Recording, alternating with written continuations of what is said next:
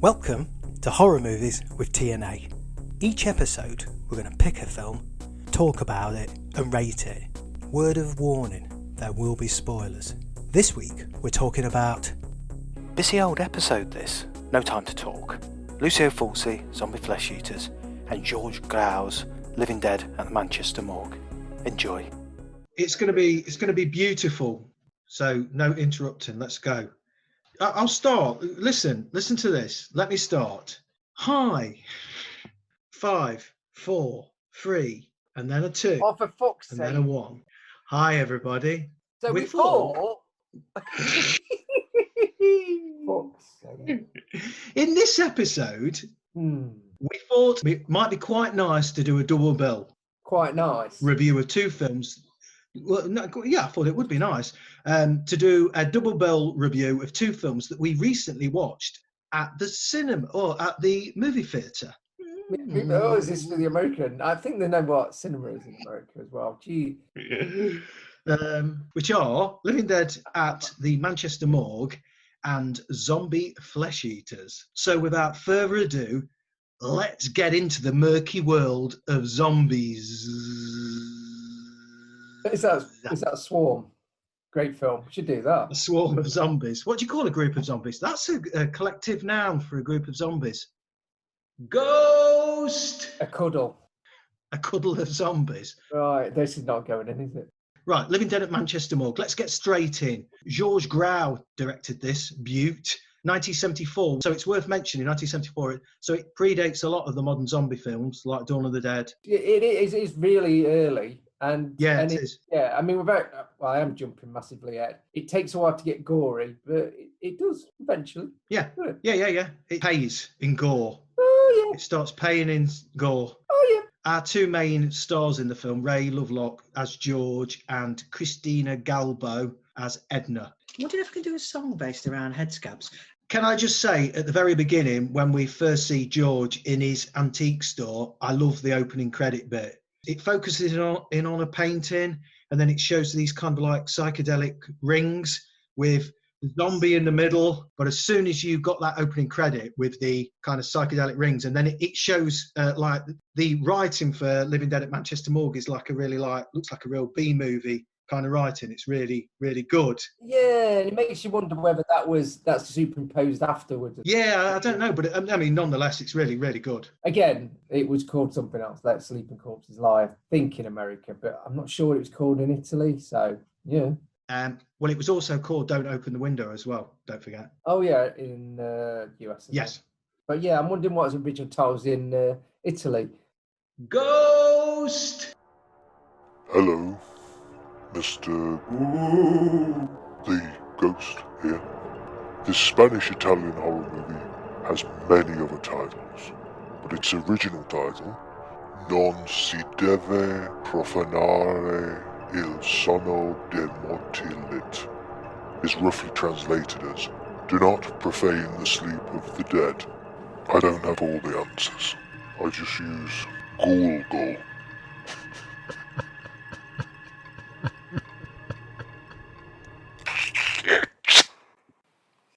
George, George, our antique dealer, is hell-bent on getting out of the city. The smog, the noise, the fools, the naked women. We've got this completely bizarre bit with the naked woman running across the road. Yeah, it's all a bit psychedelic, sort of a bit late, really, for that kind of thing, because obviously it's almost the 60s, but it's like all London, and it's quite good to reminisce. I was 2 then. And the whole idea is no one notices or... Yeah, well, nobody reacts. And I have read about the reviewers this. I don't know whether it was directed, but something to do with everyone's too busy nowadays to even see these things. And that's where... Or everybody's too depressed to be bothered.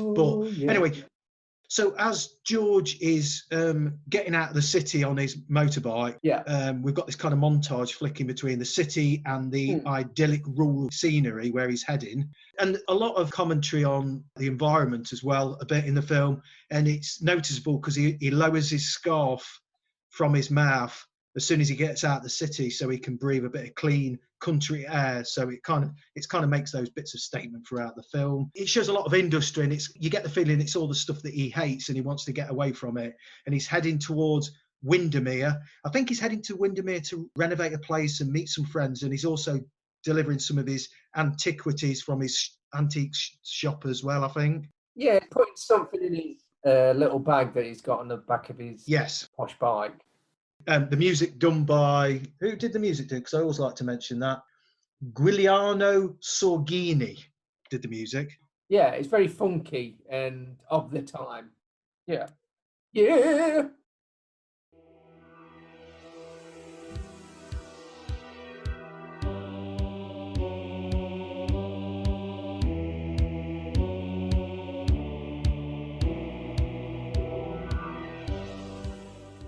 So ultimately, we end up with our two main protagonists, and they're brought together when Edna inadvertently knocks George's bike over, and he insists she gives him a lift for the remainder of his journey. Yeah, this is where it quite dated, because he just generally imposes himself. No, you will do this. You'll give me a lift. Yeah, he's a bit of a knobhead, and she's a bit whiny. I think that's the way I summed up the characters.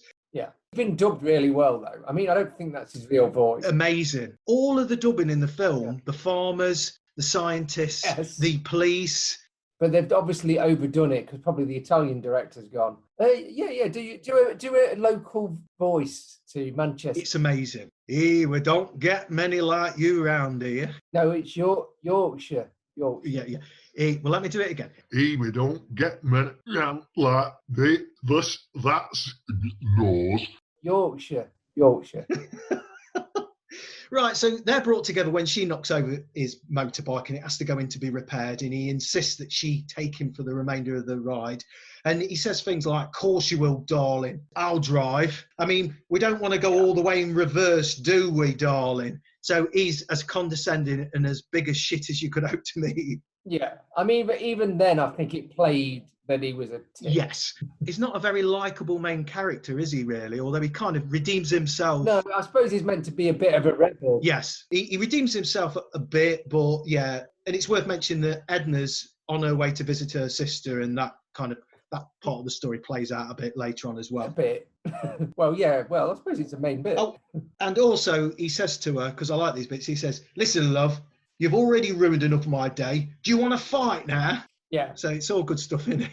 It's nice. Well, it's 1974, isn't it? Yeah, to be honest, that's the worst bit when he's driving around with her. Later on, it's sort of not as crap in terms of that. Listen to the dialogue now and go, that's not on. Hey.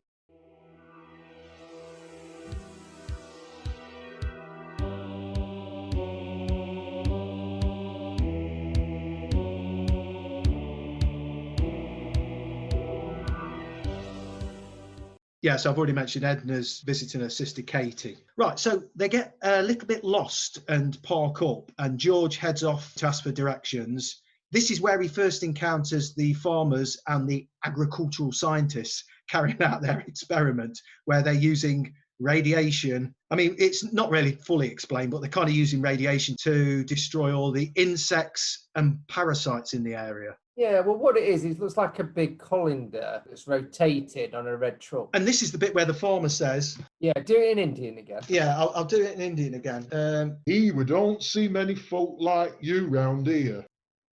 There you go. Anyway. That was worth reciting. Jeez. So the scientist's equipment consists of a big colander thing on top of a combine harvester, and there's a Bedford van. And that's the science team.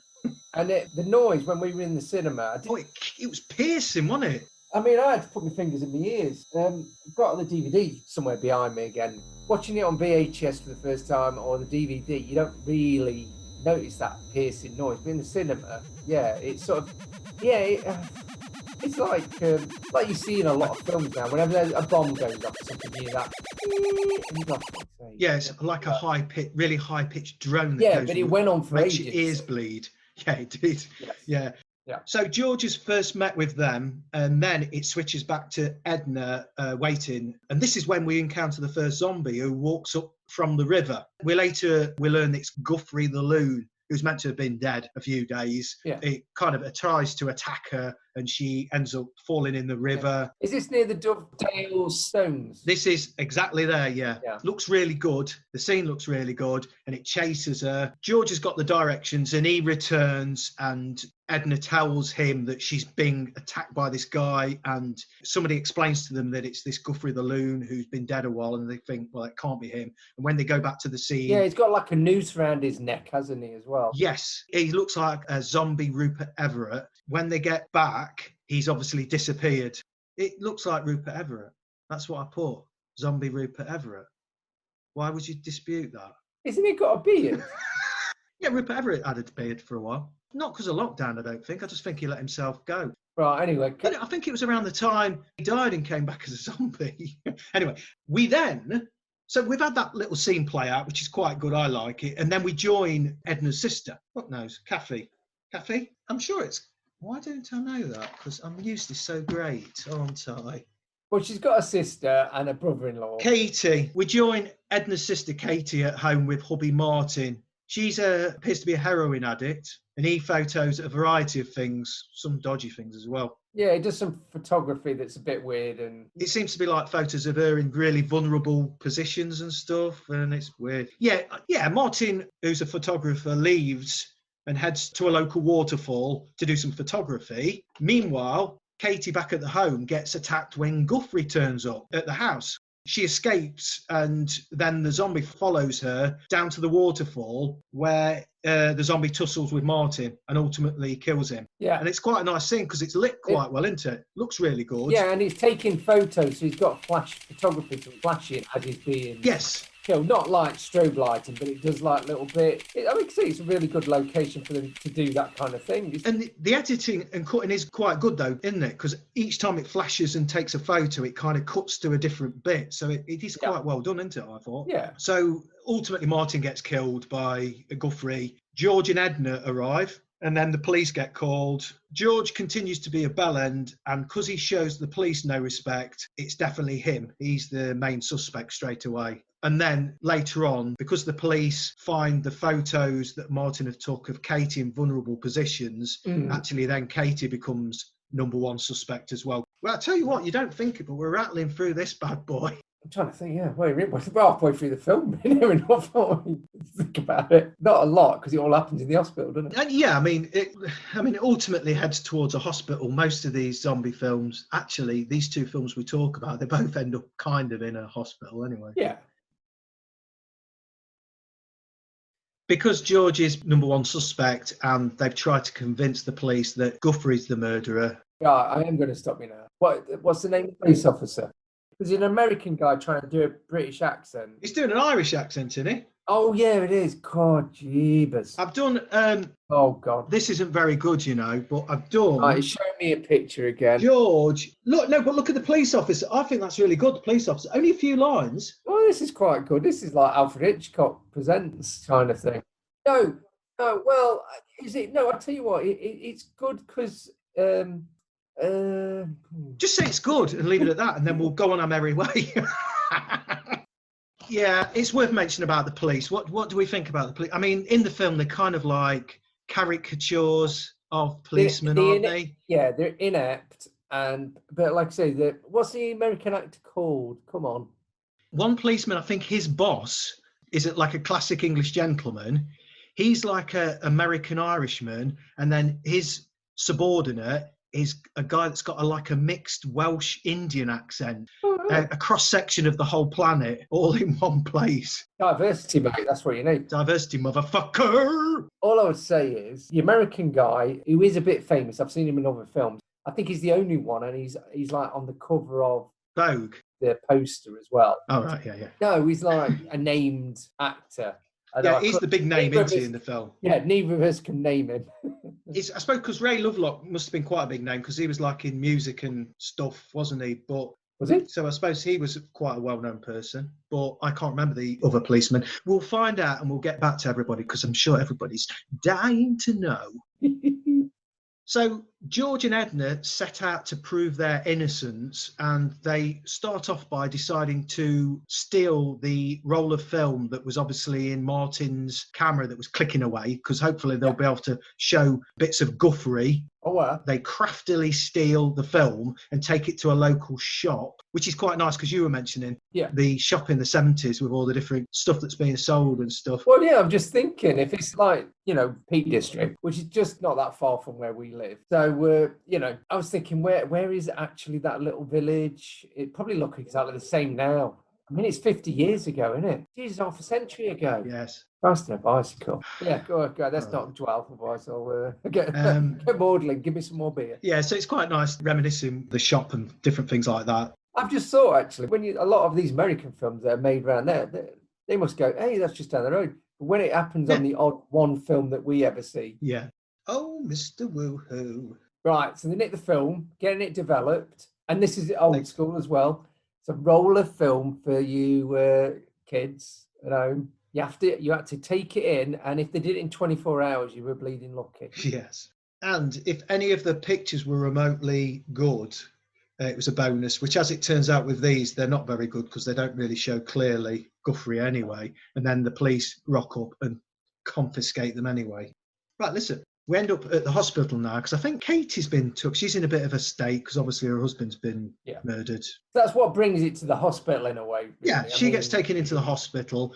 We have a bit as well where George wanders into the mortuary, and I think he starts to realise that it could be the kind of farming experiment, the radiation, that may be bringing the dead back to life.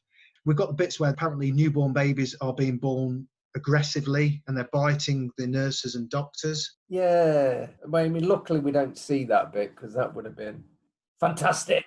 There's just some babies with a bit of red on their face, isn't there, to suggest they've been biting people and nurses. Yes. Yeah, I remember that. So there's a bit of a realisation from George. He starts to piece it together that it could be something to do with the experiment killing the bugs that might be having an effect on this local area. Yes. Yeah, so it's biting people and babies being born with incredible aggressiveness, homicidal in their intensity. And it's all the children from around that area, which is Southgate. Oh, and there's one confrontation that the police have with George again, where the American-Irish cop says, with your long hair and your faggoty clothes... Are you not going to do the accent? Your long hair and your faggoty clothes, drugs, sex. No, hang on. Is this an American doing an Irish accent? What the... And George responds with, Heil Hitler, to them as they walk out the room. I mean, having said that, it's probably accurate for the time that some long-haired little twat would say that kind of thing. Yes, I mean, he's rebelling against everything, isn't he? He doesn't like the establishment. All right, power to the people. What is he rebelling against? What you got? George and Edna decide to go and find out. What, no, sitcom in the 70s as well? Oh, no, it's George and Mildred, wasn't it? So George and Mildred decide to go and find out if Guthrie the loon is actually buried at the local church. That's the music to George and Mildred. I preferred your Cagney and Lacey saxophone. So George and Edna find out where Guthrie's buried in an effort to prove that he's not there and therefore he should be the prime suspect. And they head into the local church. It's quite a nice little place, isn't it? Well, again, it's done all on location. Well, the bit where they go in to the bullshit. Anyone that thinks that when you go into church and you go into a basement, one, I don't think they've got basement. I could be wrong. And if they are, it's not a crypt that's shown in this film. Yes, the church's crypt. That's what the graveyard's for, mate. Yes. But it doesn't make a lot of sense. They locate Guthrie's coffin and, listen to this, cue the shocking music. It's empty. That was the shocking bit. It's empty. Yeah. Is the music going to be put in later on? I was expecting your Cagney and Lacey trumpet. They get trapped in the crypt. That hurts. Then Guthrie, they're trapped in the crypt. Ooh, Guthrie rocks up then. He turns up and he seems to have a way of just waking everyone up. Doesn't he get some blood and he sort of touches them, doesn't he? Oh, yeah. Does he touch it on the wall or something? Or, on the, which is not in any zombie film I've ever seen, unless it's in a Chinese zombie, Mr. Vampire, where they do that kind of thing. Maybe. Again, probably totally wrong. I think you're On drugs. precisely correct. But he definitely does, like, strokes their face or puts a blob of blood on them, and then they start to rise up. So they all start waking up, and George and Edna manage to escape through kind of like the bottom of a grave. They climb up on top of some coffin. You know, in a pub where they've got the bit where they put the barrels. It's a bit like that as well. Okay, so they managed to escape through the hatch by the Georgian Dragon. Yeah. They escape. George and Mildred. And they end up running into a local bobby and end up being barricaded in the church. They barricade themselves in, but then the policeman insists that he try and get out and go and radio from his car, because I think they hear the radio or something. Yeah, there's no mobile phones, 74, mate. It's 1974, the Dark Ages. Unfortunately, he tries to escape and make it to the car, and he ends up being pulled to bits. To be honest, he's got some guts doing that run, though, literally, because you get to see him. And to be honest, his acting was awful. We have a bit of zombie gut munching for a bit, which is, yeah, to me, it looked like the actors were slightly gagging on what they were meant to be putting. I know, because it looks properly awful. What did Confucius say? Never return to a shit joke. Never return to a shit joke, you pair of twats. But in the version we saw when we were kids, that was all cut out. Yes. George and Edna managed to then escape using the Bobby's guts as a diversion. They managed to escape. The bit where they're at the church and he's trying to break in, so the main zombie, the one that you've seen from the beginning with the rope round his neck. Guthrie the zombie. Yeah, Guthrie. So it's just Guthrie and the zombies from the church. But he picks up a big crucifix from a grave, doesn't he? And he starts using it to smash into the door. When they're trying to break the door down. Yeah. I'm only rewinding because it's a good image, because you see it from the point of view of the door, where this zombie's like pushing this big... Yeah, he's got it. Bashing it in towards the camera with his big crucifix with his big zombie face. Yes. Yeah. It is quite good. I think it's used on some of the posters and trailers as well. So that's the way I mention it. Oh, Christ. I like it.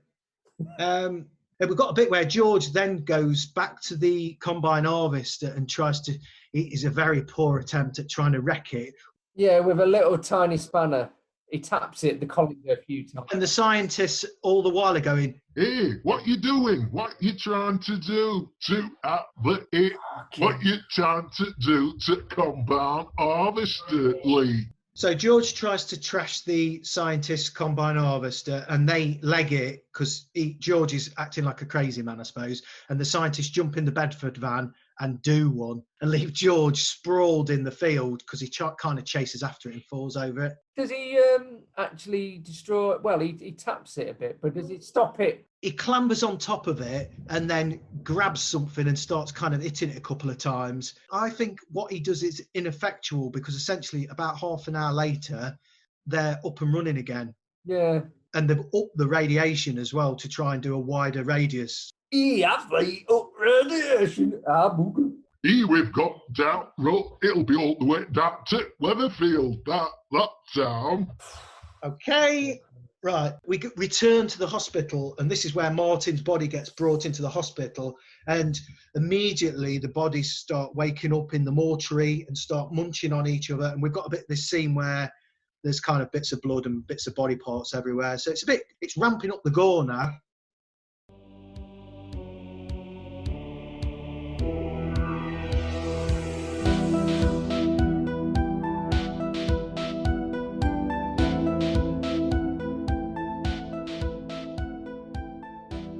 At this point, every so often it switches back to the cops deciding. They continue to say it's George, and they even bring in, because the gravestone, because they find the policeman at the church dead and they find the gravestone, they then start to suggest that George is involved with Satanism or something.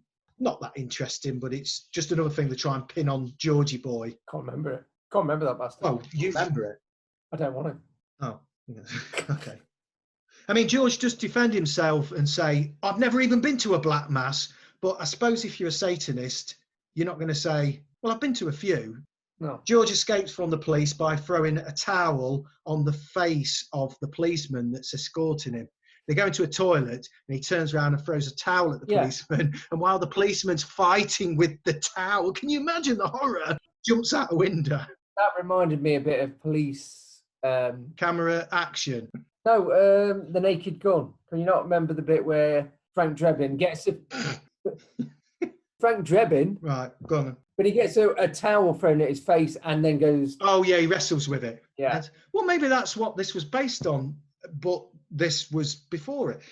Yeah. George ends up also heading back to the hospital where Edna's been shipped there as well now to the hospital. She injured her arm. I can't remember whether it was a zombie bite. I don't remember this bit very well. She hurt her arm in the church escapade and she ends up getting taken to the hospital. So now Mr. and her are in this hospital. Yeah. George heads back there. Right, so it's around about now that we get the scene where the receptionist... So the zombies are up and running now. Well, up and trudging. And the receptionist gets pulled to bits. And that bit is, it's quite intense, isn't it? It's a bit over the top in a way. I'm assuming that was cut when we watched it, was it, as well? Yeah, massively. They seem to go for boobies and her bits. Well, they just get mainly a top bit. Well, no, a zombie puts his hand down the top of her skirt. It just looks... I don't remember that. Yes, it looks completely wrong. I mean, the stills from it have shown it probably even more graphic. You don't get to see a lot. It's done quite... It edits away quick, but it's still quite bad. Yeah, it's a bit sexualised, is what we're trying to say. It's brutal, and they pull it to bits, basically. But it is still unusually bad. Right, so Kate is in the hospital and she asks if she can see her sister, Edna. So the doctor grants this, and then we have this scene where they're going to see Edna. I thought this is quite a good shot where it's shot from inside the lift. As the lift rises up to their floor, you then start to see the zombies trudging towards them, behind them. You can't see it until the lift actually goes up, and I quite like that shot. Yeah. The doctor then hacks a zombie's chest. I think he must grab like one of these like an axe. Yeah, fire axe. And he hacks at the zombie's chest and it kind of cuts one of his nipples off, this side bit. Well, it's sort of a side chop, isn't it? Yeah. Well, again, but the zombies don't bleed a lot, do they? Which is, that's probably accurate, actually. Well, maybe. But I've just thought in a lot of zombie films, including Dawn of the Dead, like the helicopter bit and his head blows up and always lots of blood. You think, well, if they've been dead for a while... Yeah, look, all congealed and dry. Yeah. Well, So, he was bang on. Yeah, I was going to... Sadly, George is no longer with us, but you could have probably written something to him and told him he's been fucking wrong for the last 40 years. The zombie grabs the axe off the doctor and bops him on the head with it. Doink! And then a weird bit, really, the zombies then... One of the zombies grabs Katie around the throat, but...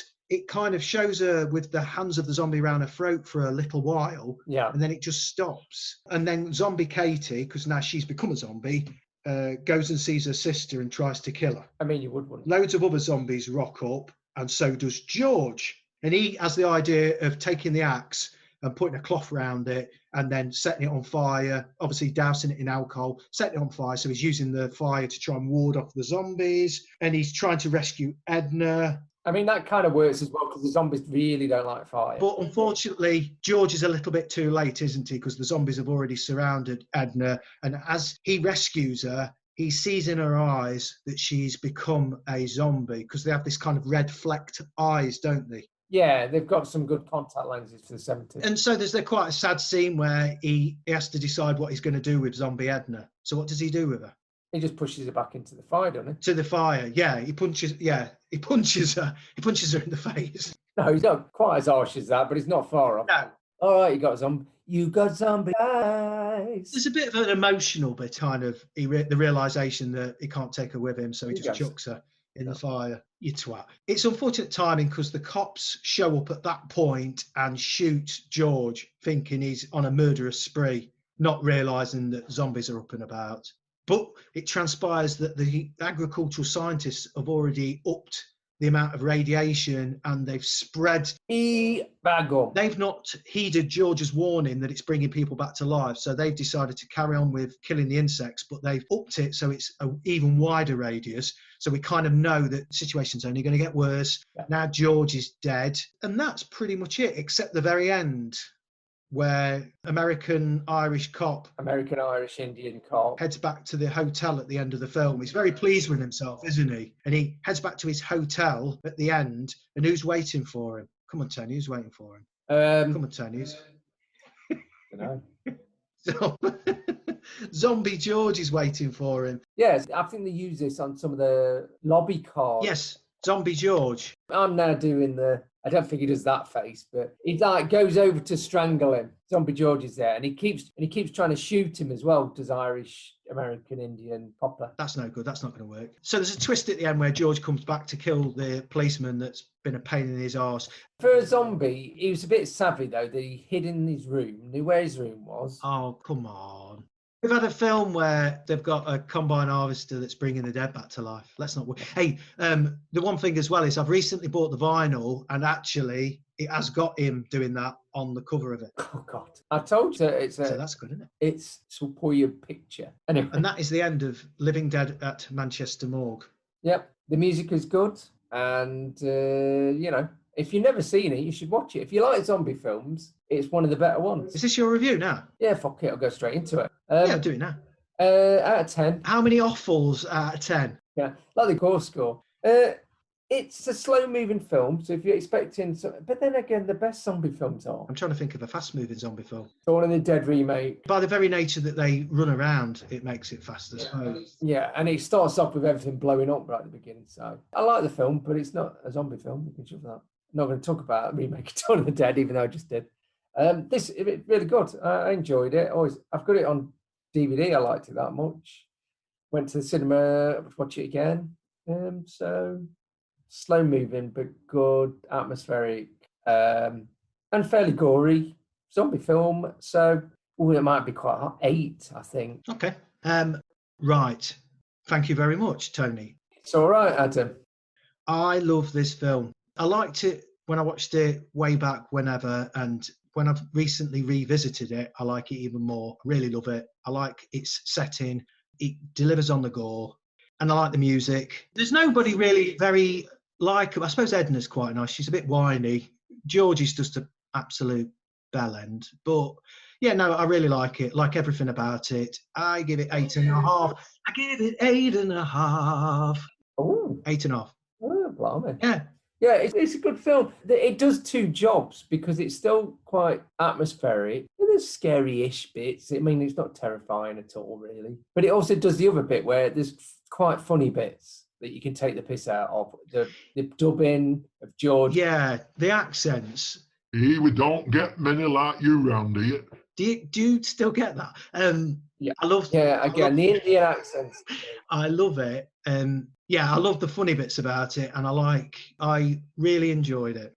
You think, well, this is going to be pretty poor, and then it gets quite a good, and it kind of stays it. And it's got a message, man. So that's that.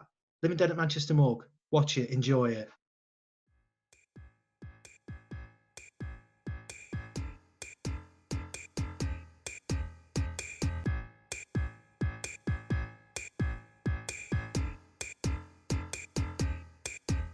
Don't open the window, don't open the door, don't look in the cellar, don't read anymore, don't look in the basement, don't go in the park, don't go in the house or be afraid of the dark, don't answer the phone, don't go in the wood, don't open till Christmas, it will do you no good, don't answer the phone, don't go in the wood, don't talk to the dog, then it will do you no good. This, now, listen, Zombie Flesh Eaters, 1979, obviously Lucio Fulci. We've quite recently done a Lucio Fulci film, but fuck it. AKA Zombie 2, The Dead Walk Among Us, and Nightmare Island. Nightmare Island? Oh. Some quick housekeeping. Tissa Farrow, sister of Mia Farrow. The only other film she was in that I noticed that was interesting was Anthropophagus. And Ian McCulloch as Peter West. He's got a good CV of films because he was in Contamination, Dr. Butcher MD, and he was also in the Hammer horror film The Ghoul as well. And I quite like that as well. So he's been in some decent films. Nothing quite as horrifying as his hair in the film, I've got to say. But yeah. To be honest, I commented, even though we're in the cinemas, but I would have been one of them annoying people that go, Yeah. when really I should have been watching the film. The island, when it was quite windy, his hair kept rearing up, didn't it? Like a zombie rising out. Yeah, it was horrific. First line of the film. The boat can leave now. Tell the crew. Dum, dum, dum, dum, dum. Yes. Music by Fabio Frizzi. But, uninteresting fact, Go on the cut version, that whole beginning bit was never there. They even cut that out, even though there was only one tiny gory bit where he shoots a zombie in the head, but it's in a blanket, so you don't really get to see much. They cut the entire beginning bit and just went straight into the music of the film. It's a good start to a film, actually, straight away. Yeah, it's an ominous introduction, isn't it?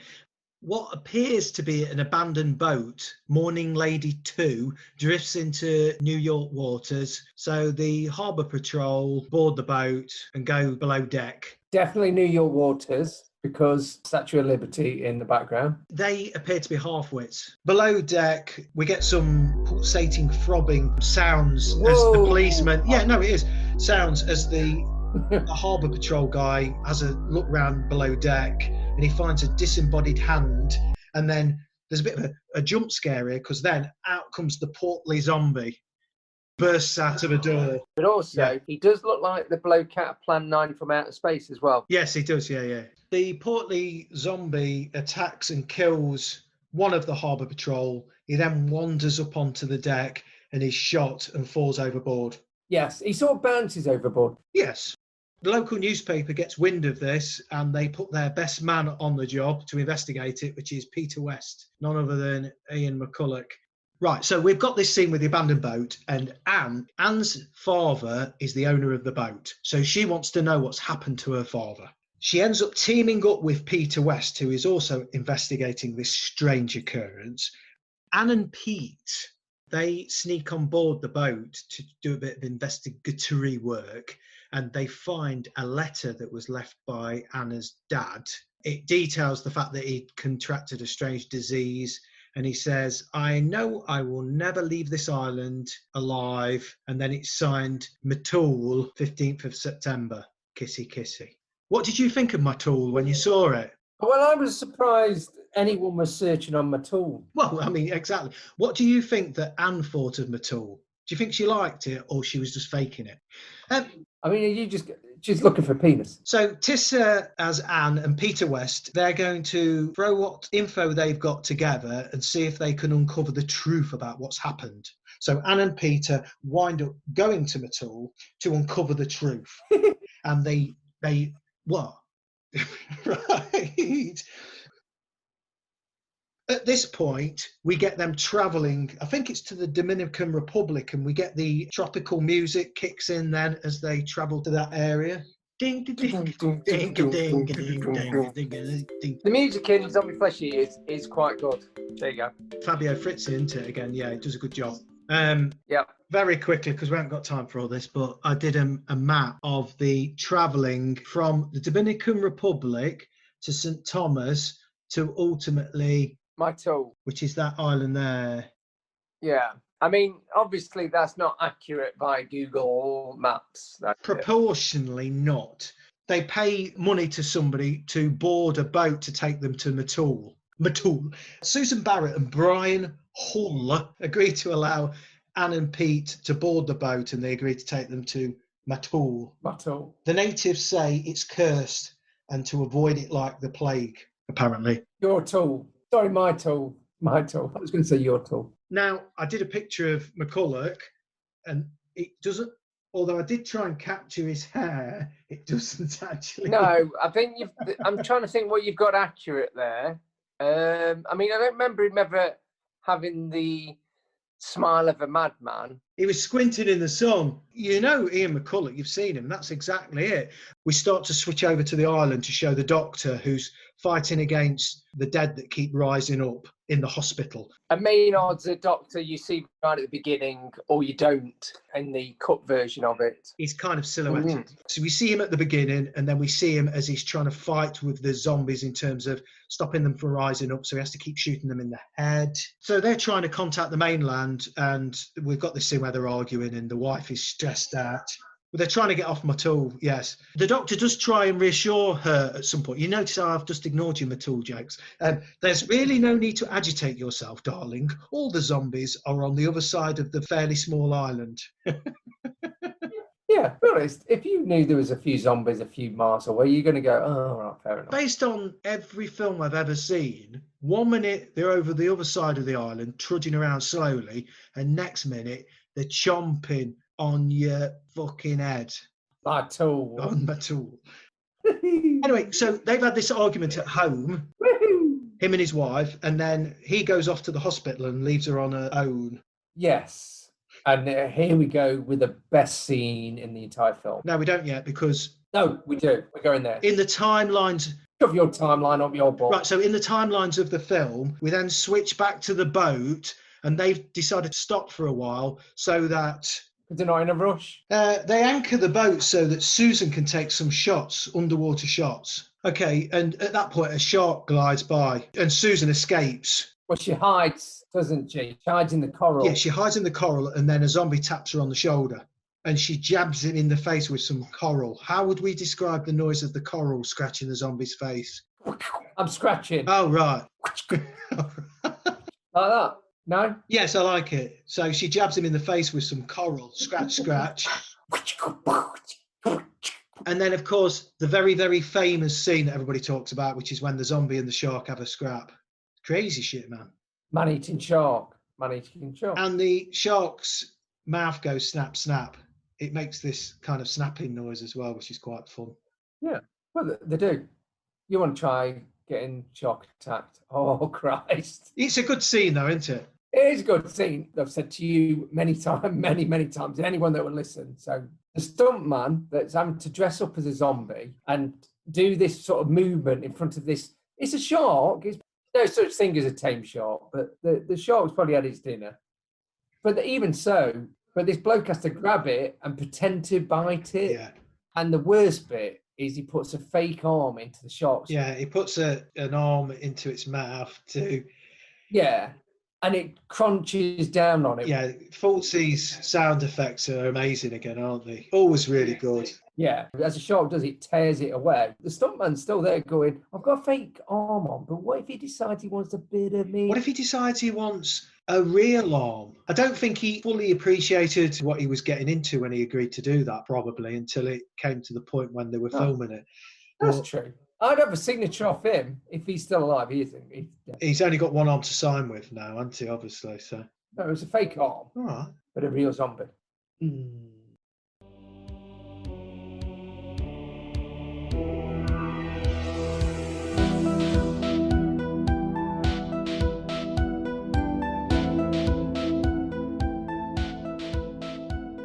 Back at the hospital, the doc continues to battle with bodies contracting this disease, and everybody's trying to get off the island. And then we switch to the next very famous scene in this film, which is when the wife, she's in the shower, and a zombie tries to get into the room where she's in, and she barricades the door, and in the process, the door breaks and splinters, and then the zombie manages to grab her head from the other side of the door. Yeah, the zombie punches through and grabs her hair and pulls her face ever closer, stroke eye, to a massive wooden splinter. And Fulci loves his eye damage. He absolutely, I don't know where film that has he got eye damage in it. Yes, and she's screaming and screaming. Yeah, it goes on a bit, doesn't it? Yes, and you kind of expect it to cut away, and it never does. And eventually she gets skewered on the piece of wood, and then it breaks off in her eye socket, and she continues to scream. And it's, again, pretty brutal. It's a classic. It is, yes. Clive Barker himself has said, he said it's like a proper benchmark, but possibly because of the reason you said, you think it's going to cut off. Because you see it get really close to Yeah. her eye, and in any mainstream film, it would go, oh, And no, edit that's not going to away. happen. But it goes in, makes a squidgy noise, then the splinter snaps off in her eye. Yeah. Yeah. Again, in the cut version in the UK, you did not. You just saw it get close. I think they cut away, but you heard the noises. It's gone. So then it was cut away to the boat arriving. Yeah. So when they were arriving, it cut to the scene. I tell you the bit I quite like is where throughout the film it showed the shot of the village, and I think it showed it about 3 or 4 times on the tool. It showed like the village, and each time it showed it throughout the film. I think the first time it just showed it as a bit windswept with a couple of goats wandering around. Yeah, there's literally tumbleweed. And then later on, and I can't remember how much later on, it shows it with one solitary zombie stumbling through.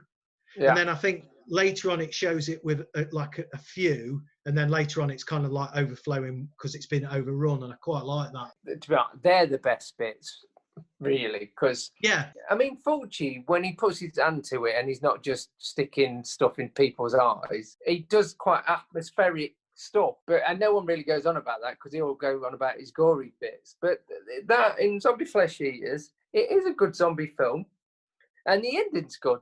and obviously it keeps going back to the hospital because they're struggling more and more with this disease, and the doctor's getting more stressed out. The hospital stroke church, isn't it? Yes, it is. It's a makeshift hospital, if you like, and then in a sort of wooden church in this beach shack kind of. Yeah, and baby beach shack, baby. And then there's another shot of the village. This time, there's one zombie wandering through the village, and again, it looks quite good because it's just one solitary zombie at that point. The gang arrive. Is it the boz-eyed one? Pardon? Is it the boz-eyed one? No, I think it's the one that's just got like half a face is a bit melted. It looks a bit at that point. So the boat arrives at Catfish Bay, and they meet up with the doctor, and he explains what happened to Anne's father, and that's the bit then retells the point when the body rose up, and he then says, it goes back to the beginning. The boat can go now. Yes. And then it talks about, he says, give my daughter the letter, which obviously she had already received and read. All of that. And then there's a lot of talk about what's causing it, and there's a lot of suggestions that it could be voodoo, it could be nature, but they never elaborate on that, to be honest, boys. Which is fine, could give less of a shit. The doctor then asks Anne, Peter, Susan and Brian to go and check on his wife, who's still been left on her own, although we already know that she's got a splinter in her eye. Yeah, she's pretty much dead. It's worse than a paper cut, isn't it? Yeah. Boom, gink, gink. Doctor asks the gang to check his wife. And off they go. And then Fritz, who's kind of like the doctor's assistant, this just does a brief bit where he basically tells the doctor the zombies have arrived. And so they have. And then it starts to do a shot. The reason I like this bit is because I've got to say, out of all zombie films, I like Lucio Fulci's Zombies the best. Better than any zombie films, I like his the best. All right. Woo! And the way he shoots them, where he's got that real close-up of them stumbling forward, and he really gets in their face. Oh, yeah, like underneath the chin. Yes. Shots, isn't they?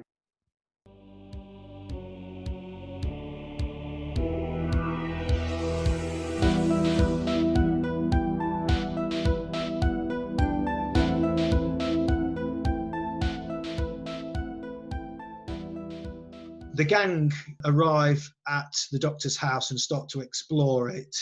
And what they come upon is zombies feasting on the doctor's wife. And I've said this before, it's just an explosion of red.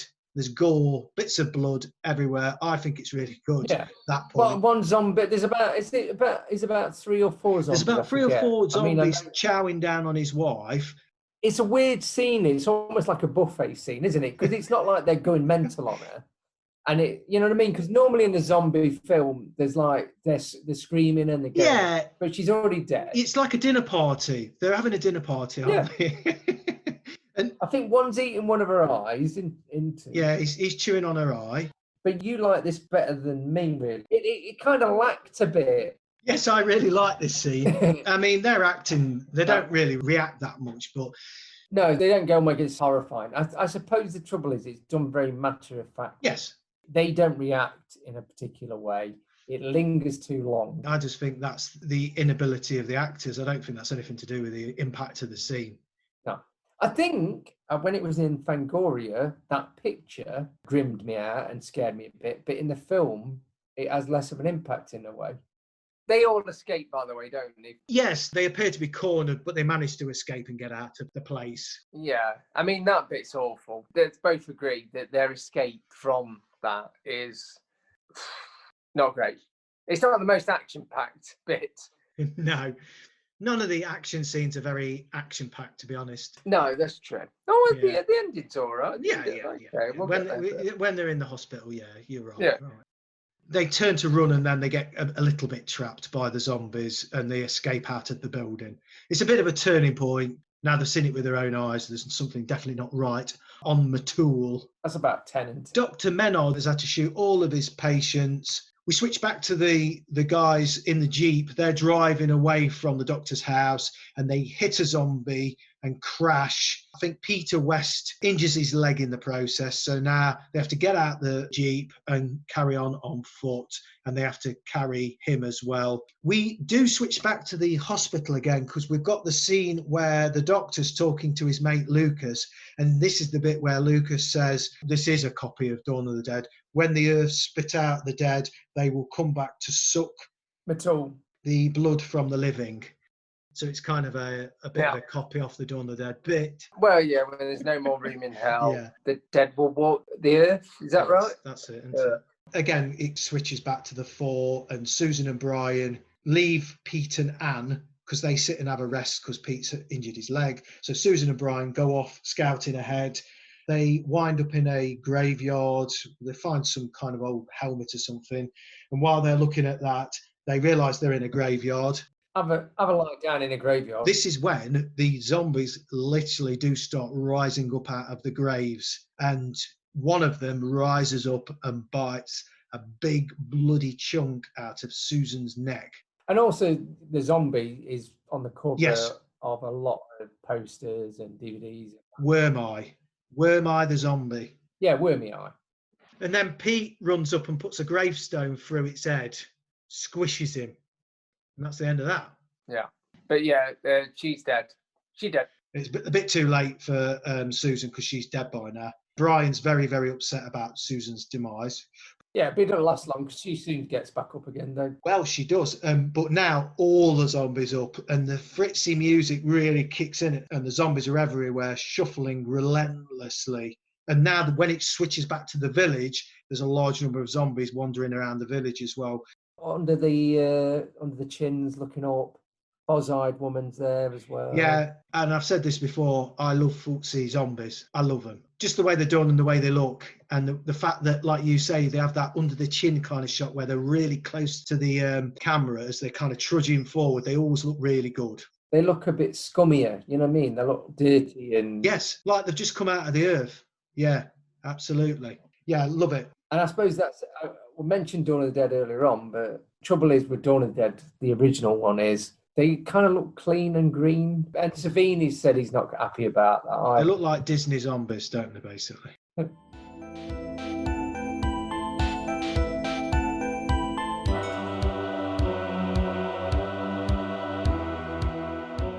The three of them now arrive back at the hospital and they all barricade themselves in. And this is kind of the final showdown, isn't it?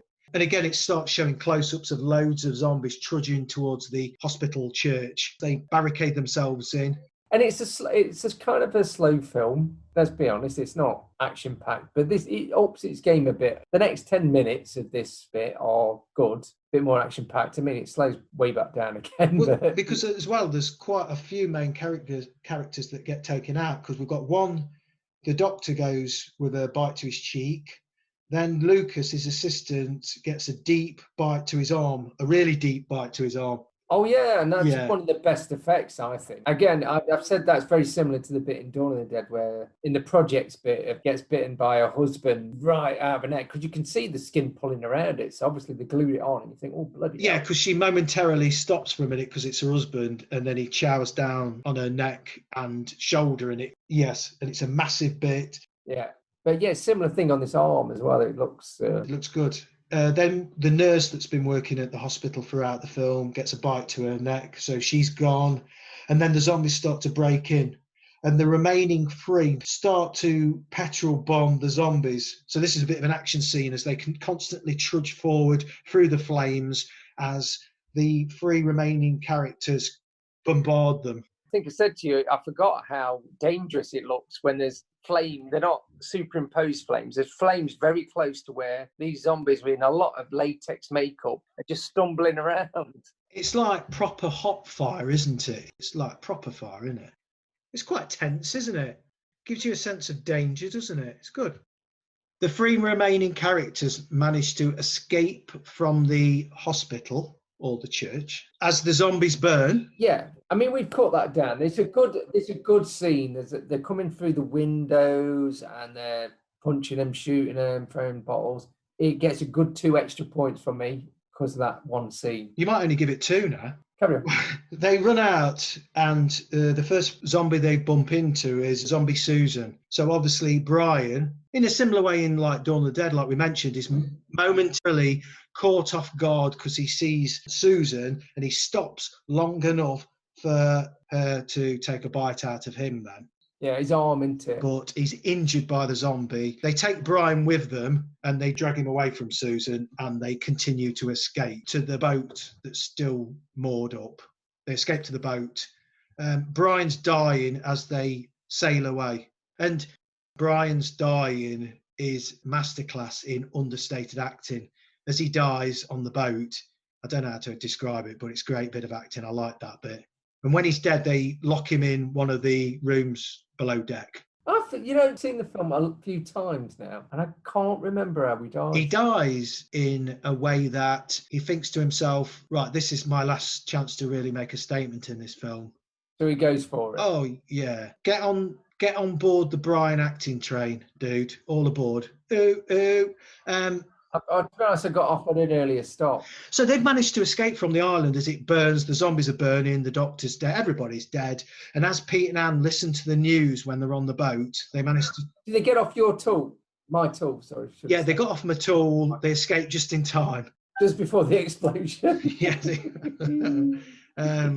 They managed to get a news report on the boat. They've got a radio and they managed to get this news broadcast which talks about zombies on the streets in America. And then it has this shot of the zombies trudging across a bridge, and which it's quite a nice shot. I know it's not very believable, but it's quite a nice shot where it switches back to America and shows zombies on the streets of America. So essentially, but the bit I like as well is that as they start to hear that news that there's zombies in America, they can also hear Brian, who's now come back to life, banging below deck on the door. So essentially, I mean, where do you go from there? And it's kind of like quite a downbeat ending because they've escaped, but yeah, it's obviously their problems are only just starting.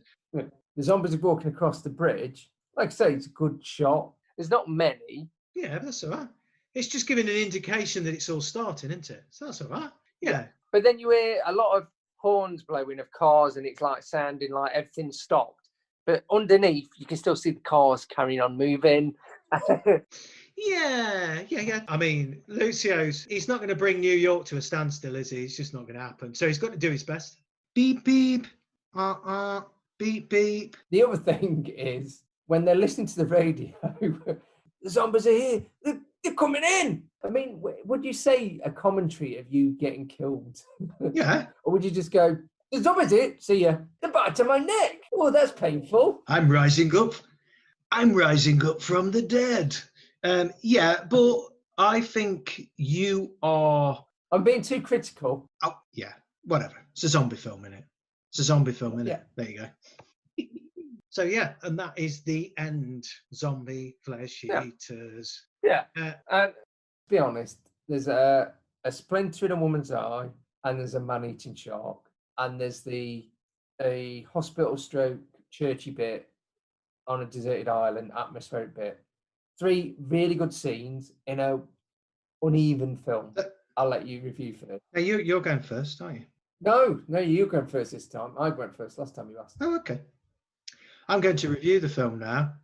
The end, Zombie Flesh Eaters. I'm going to almost review Shoot your load. exactly the same as the previous one. I love this film. We recently reviewed another Fulci film, and I reviewed that film quite low, and I'm reviewing this one high for the opposite reason. With that film, there wasn't enough gore, but this film delivers as a Fulci film should. It has everything in it that you would expect from a Fulci film.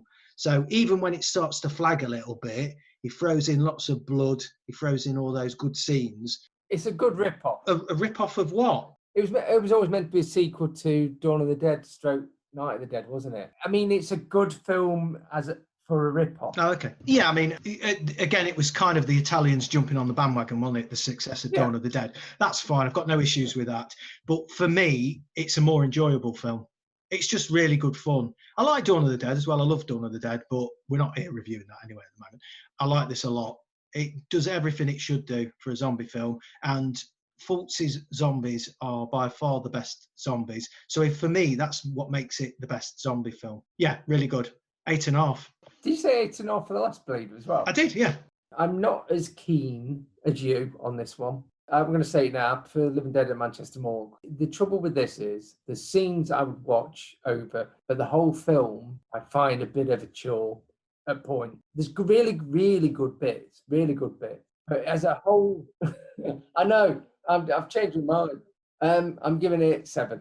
Now I'm matching it against a film I prefer better. You shouldn't be matching it against anything. You should be just reviewing zombie flesh eaters. I do that shit. Oi, you can't dictate me. Get off my tool. Anyway, it doesn't matter. That's your opinion. That's fine. 7. Zombie flesh eaters, you're giving 7. What would you give Dawn of the Dead? We're not getting into that. No, I'm gonna cut it out. I'm just interested to know what you give it. 9. Oh, okay. Yeah, I suppose that. Because I'd give Dawn of the Dead 7, I suppose. So, or maybe 7.5, maybe 8. 8. I think I'd give Dawn of the Dead 8, I think. Anyway, so no, that's really good. So I did 8.5 for both, and you've done 8 and 7. Manchester Morgue and Zombie Flesh Eaters. Which gets an average for a double bill of watch them anyway and make your own believing decision. That's easy for me, 8.5 for both. Oh, that's true. I kept my math very simple. Mine's 7 and 8, so it's 7.5 as an average. Oh, come on. All right, maths cheap. Well, I'm saying, there you go. Very good. So 2 horror zombie films reviewed. Both definitely worth watching. Yeah. And that's it. Really good. Thanks everyone for actually bothering to listen. Yes. If you have any suggestions, please say. Can you stop doing this, please? And thanks again. Yeah, thank you very much for listening. We really appreciate it. And like Tony says, if you've got any suggestions, let us know. Goodbye. All right. Thanks a lot. Cheers, everyone. Bye. See you soon.